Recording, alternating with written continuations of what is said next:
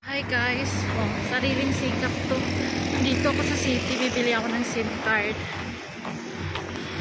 Before I buy, nag-process ako ng aking POC ID or Visa ID. Nagpa-upgrade ako. Layo ng nilakad ko, hinahanap ko yung SIM card office here. Oo. See you later. Makakuha tayo or bukas ba.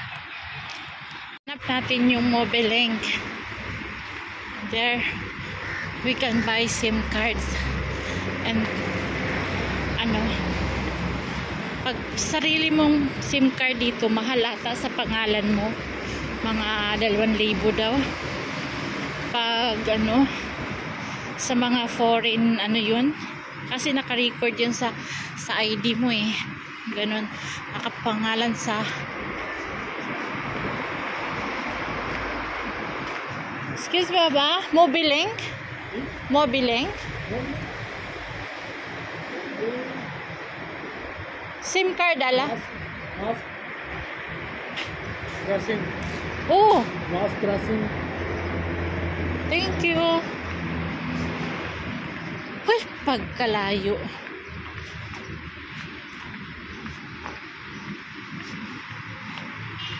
A Life in the City with Rosana Elias. O, diba? In the City with Rosana Elias. Kasama ko kayo sa aking buhay. Buhay, charot. Wala pa masyadong tao, guys, kasi early bird ako. Maaga. Patatawid pa daw ako.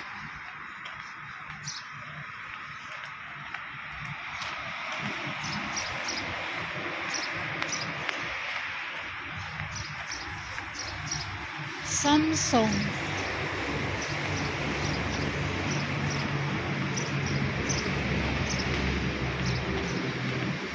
Naku, same lang din sa Pakistan.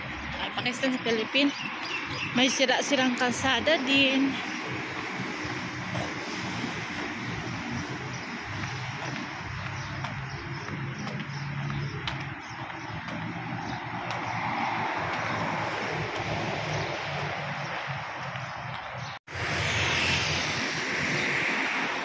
Kita nyo yung mga tindahan dito.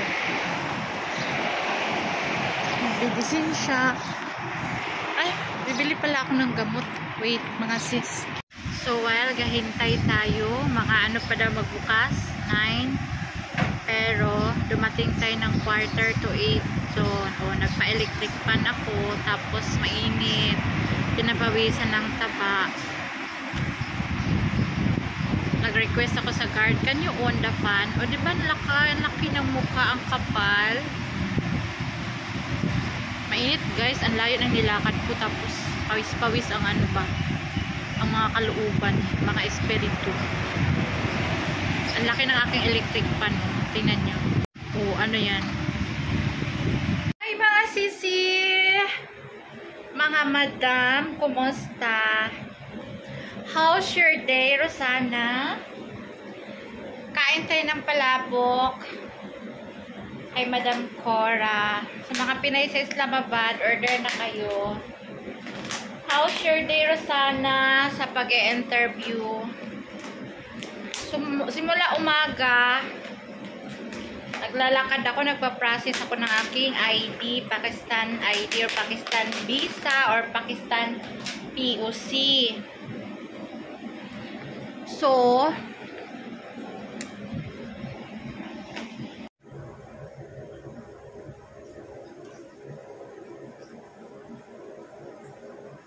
naka-insta na yung cellphone ko. How's your day? Simula umaga, pagod tayo sa paglalakad. I think yung nilakad ko 30 minutes, yun ang layo. Tapos, kumuha ako ng Pakistan SIM card ko under my name. Kasi kailangan mo doon tatawag yung mga boss mo if they hired you. Yung part-time ako dati. Yung ginamit kong number is yung sa friend ko. Ngayon, I need talaga number ng sarili mo.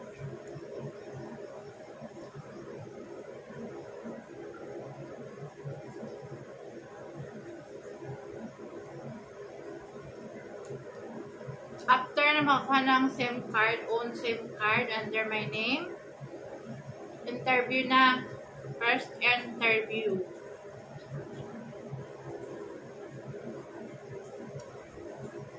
Siyempre, dito sa city, sa syudad, sakay ka talaga ng sasakyan. Kailangan mong magastos. Pamasahe, papunta, balikan, food, of course.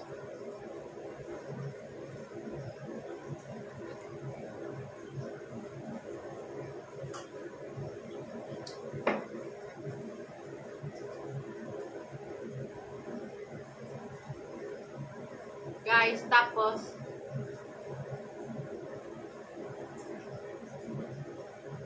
pag sa city ka, no, iba talaga ang life kasi busy ka. You keep on active yourself. Kaysa village ka na nandun ka na nakaupo, nakahiga, kain. Dito, parang ilang araw na ako hindi kumain ng rice. Kahapon saka ngayon. Ano lang, noodles. Napay. Alam, sa bukid, 87 ako. Diba dati nagbibideo ko, 87 kilos ako. Ngayon, nagtimbang ako. Nakakita ako ng timbangan. 83 ako. Diba, nag-loss ako ng 5 kilos. Kasi dito sa city, basang-basa yung mga damit mo. Mga ses dito, pag naglalakad ka, grabe basa dito. Yung mga kaloob-looban mo, tumutulo. Kasi sobrang init na sa Pakistan ngayon. Sa bukid, maabot doon ng mga, nung nandoon ako, 48, 47, ganyan. Tapos next week, nasa 50 plus na ang init. Papunta na sa init talaga ang Pakistan. So yun na, ang haba naman ang sinasabi ko. First interview,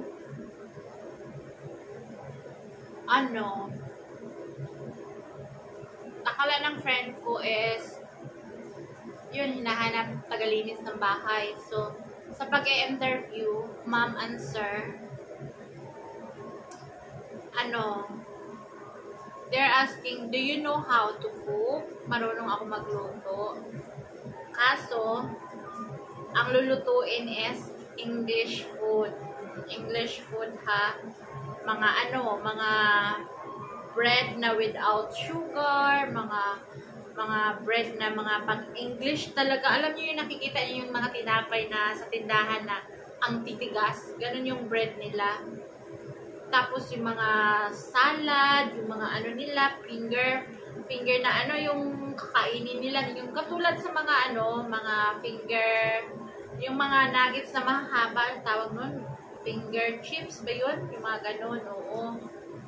So yun, lulutuin mo, mga salad, basta English kind of food, mga French, mga Italy, mga Turkish, mga American, yung mga ganyan.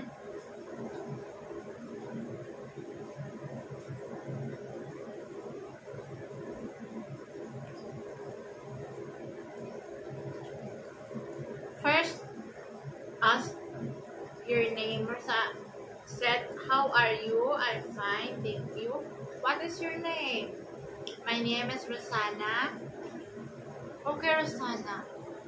Do you know how to cook? No, sir. No, madam. Kasi, ang hinahanap, guys, English food. Kaya alam ko, Pakistani food lang at saka mga Pinoy food. Baka naman sasabihin mo, oo ka ng oo eh. Sa person, actual, hindi ka pala marunong, nga ka, baka sipain ka lang. Buti na yung magsabi ka ng totoo.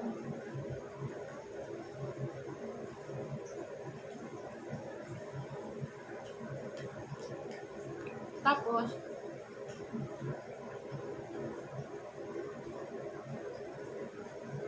meron daw silang alagang isang aso. We have very cute too. Do you like dogs? I said yes, because I have small dog in Philippines, which is, the name is Celine. So it's okay, you love dog. Nice to hear from you. Yes, ma'am. Yes, sir. Tapos, cleaning house, laundry, the laundry. The important is cooking because of their guests sometimes. Meron sila mga bisita. So, yun. Sabi ko talaga, hindi ako marunong, madam. I tell you honestly, frankly, that I don't know how to cook English food. Yung mga sinasabi niya. Hindi talaga ako marunong magluto niyan. Sabi ko sa friend ko. Tapos, yun, ganun, chika-chika, about sa mga nangyari sa mga kaguluhan sa Kashmir, chika-chika. Kasi na-interview ka, taga saan ka, sa Kashmir, Kashmir have, doon, merong gulo, ganyan-ganyan, no problem, madam, ngayon, ang gulo sa amin, nakaantabay lahat ng mga, I think 100 na sasakyan sa kalsada, naka-ready na sila pag again sumiklab yung gulo. Tapos ganun, wala nang problema. Tapos, chikahan. After, natapos ang interview, tayuan na. Siyempre, una tumayo yung boss. Sunod ka. Okay, Rosana, nice to meet you. Tapos, ganun. Good luck for your next interview, sabi niya. Okay, madam, thank you so much. Thank you so much, sir. So, ganun. Ganun ang nangyari mga sis for today's video. Bukas naman another interview. So, we will see. Ako hindi ako namimili ng trabaho kahit anong hirap. Kahit anong hirap ng trabaho, huwag ka lang saktan. Pero kung salbahe ka, lalayasan kita. Huwag ka magdala ng maraming damit. Dala ka lang yung kaya mong dalhin sa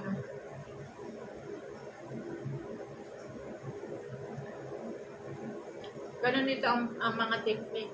Pag di-off mo kunwari, dalhin mo yung backpack mo. Huwag ka na bumalik kung salbahe yung amo. Ganun dito ang technique ng mga Pilipina.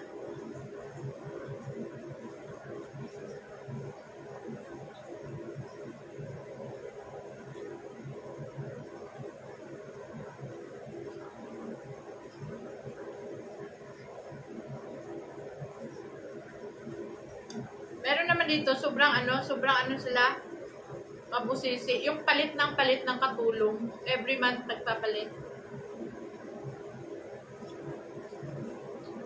Tapos, mautak yung Pakistani. Palit ng palit. Okay, training daw. 1 month training. Tapos pagdating ng hindi ka babayaran, okay, thank you na lang. Ano yun? Patrabahuin ka lang ng patrabahuin. Training ka ng training, tapos walang bayad, thank you. Mautak minsan yung mga Pakistani dito, yung katulad sa atin na hindi masyadong mayaman, yung lang, nakatungtong lang nakatungtong lang yung paa sa ng kalabaw, sa tuktok ng kalabaw, akala mayaman na. Ganun dito. Buti pa yung mga mayayaman, ang mga Pilipina, nagtatagal, umaabot ng mga taon-taon. Yung mga dito, yung mga helason ng mga Pakistani, mga paka, mga amo, ganun ang style nila. Kunwari, training, super hard ng training, ang dumi ng bahay. Pagkatapos malinis, 1 week, salamat, I really don't like you. Sasabihin ng mga ganun ang mga training ng mga Pilipina. Napaka-bad, no? After pagurin yung tao, ganun lang. Pagkatapos niyan, umabot na ng mga 2 buwan. Mag-hire na naman yan sila. I-train na naman nila ng 1 week. Palinisan lang nila ng bahay nila para malibre sila. Nga ugag nga.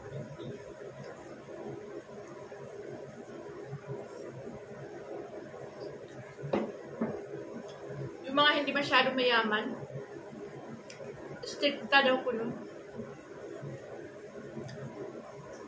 Kuha-kuha ng Pilipinas, hindi naman upward. Training pa nalalaman.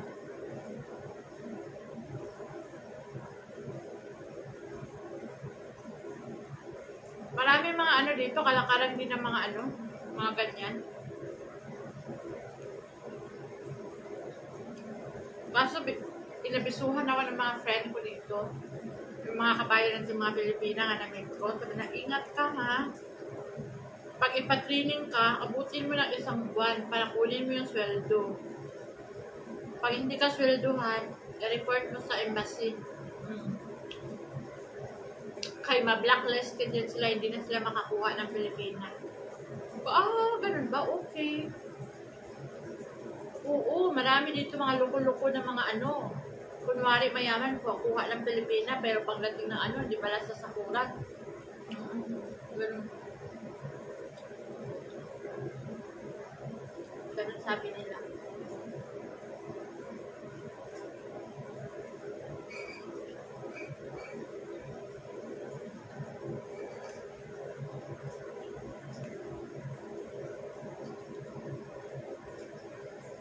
Kaya, this is my update for today's in the city.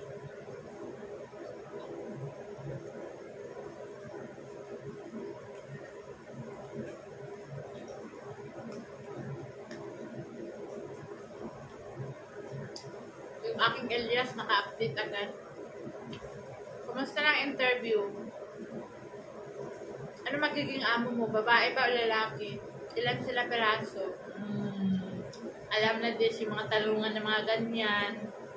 Signature, question.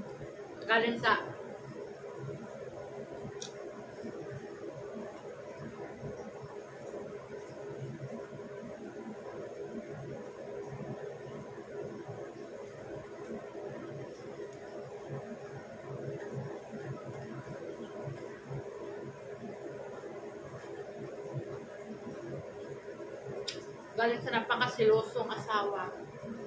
Galing sa napakagwapong asawa na minamahal ni Rosana.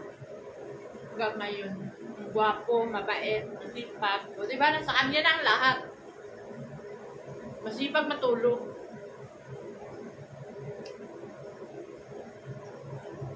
But it's okay lang, Dad is watching.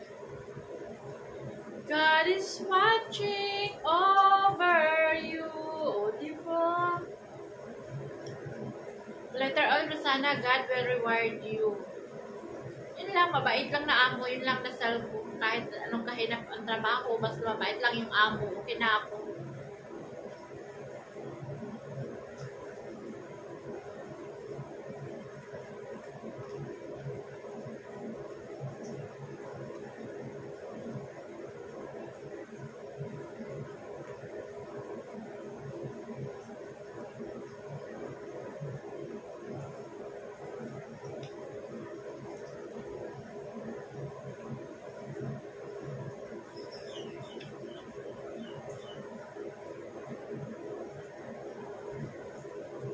My first day in the city.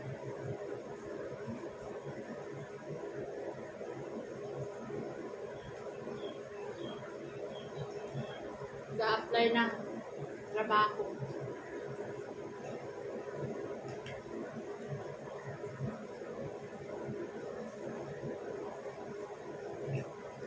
Tomorrow is another day.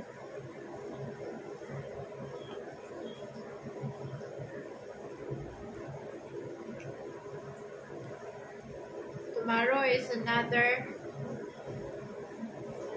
day of interview. Thank you for watching. Salamat mga sis, mga mami, mga daddy.